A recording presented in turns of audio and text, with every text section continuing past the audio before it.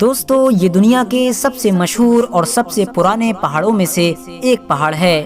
جس کو کوہ طور کے نام سے جانا جاتا ہے۔ فلسطین میں موجود بیت المقدس یعنی یروشلم شہر کی طرح ہی یہ پہاڑ بھی دنیا کی ان گنی چنی جگہوں میں سے ایک جگہ ہے کہ جس کو دنیا کے تینوں ہی مشہور آسمانی دھرم یعنی یہودی اور عیسائیوں کے ساتھ ساتھ مسلمان بھی بہت زیادہ پوتر مانتے ہیں، اور تینوں ہی دھرموں کو فالو کرنے والے لوگ وقت وقت پر نہ صرف اس پہاڑ کی چوٹی پر جاتے رہتے ہیں بلکہ وہاں پہنچ کر اپنے رب سے دعا بھی مانگتے ہیں۔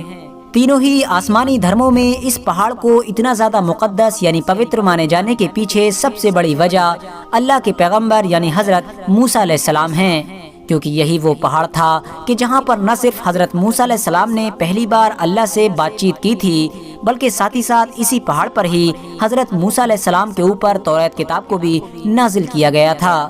اسلام دھرم میں بھی اس پہاڑ کو کتنی زیادہ اہمیت دی جاتی ہے، اس بات کا اندازہ آپ لوگ اس بات سے بھی لگا سکتے ہیں کہ اس پہاڑ کا ذکر مسلمانوں کی سب سے مقدس کتاب یعنی قرآن میں بھی موجود ہے۔ دوستو پچھلے لگ بھگ 3000 سالوں سے عیسائی، یہودی اور اسلام دھرم کو فالو کرنے والے لوگ ننگے پاؤں اس پہاڑ پر چڑھ کر اس پہاڑ کو دیکھنے کے لیے آیا کرتے تھے، لیکن پہاڑ کے حد سے زیادہ نکیلے ہونے کی وجہ سے زیادہ تر لوگوں کے پاؤں پھٹ جایا کرتے تھے۔ اس کے علاوہ کچھ لوگ اس پہاڑ کو دیکھنے کی خواہش میں پہاڑ سے نیچے بھی گر جایا کرتے تھے، جس کی وجہ سے ہر سال بہت سارے لوگوں کو اپنی جانیں بھی گنوانی پڑتی تھیں۔ آخرکار آج سے لگ بھگ 100 سال پہلے یہودی، عیسائی اور مسلمان یعنی تینوں ہی دھرموں کے لیڈرز نے مل کر یہ فیصلہ کیا کہ اب اس پہاڑ پر آنے والے لوگوں کو ننگے پاؤں آنے کی کوئی ضرورت نہیں ہے، یعنی اب لوگ اپنی چپلیں اور جوتے پہن کر بھی آ سکتے ہیں، جس کی وجہ سے اب تینوں ہی دھرموں کے لوگوں کے لیے اس پہاڑ کا سفر کرنا کچھ آسان ہو گیا۔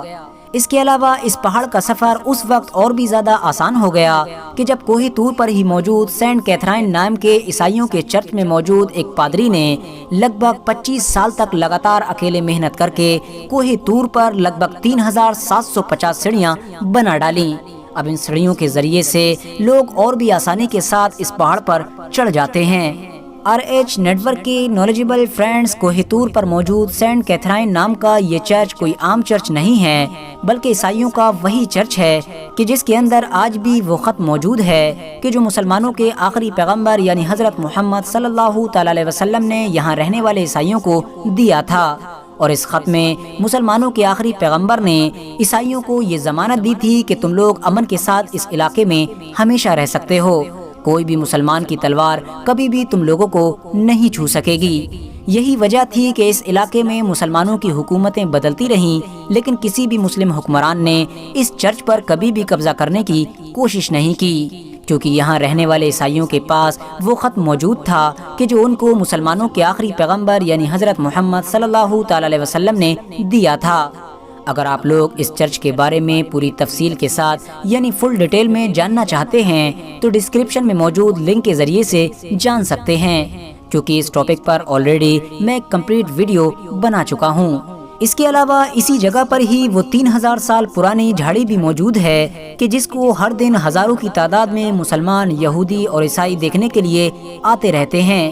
کیونکہ یہی وہ جھاڑی ہے کہ جہاں پر پہلی بار حضرت موسیٰ علیہ السلام کو روشنی نظر آئی تھی، اور ایگزیکٹ اسی جگہ پر ہی انہوں نے پہلی بار اللہ تعالیٰ سے بات چیت کی تھی۔ آپ کو بتاتے چلیں کہ اس جھاڑی کی سب سے خاص بات یہ ہے کہ یہ پچھلے 3000 سالوں سے بالکل اسی حال میں ہی موجود ہے کہ جیسی یہ پہلے ہوا کرتی تھی، یعنی آج بھی بالکل ہری بھری ہے۔ حالانکہ سائنٹسٹ نے اس جھاڑی کو دوسری جگہ بھی اگانے کی بھرپور کوشش کی لیکن وہ ہمیشہ ناکامیاب رہے۔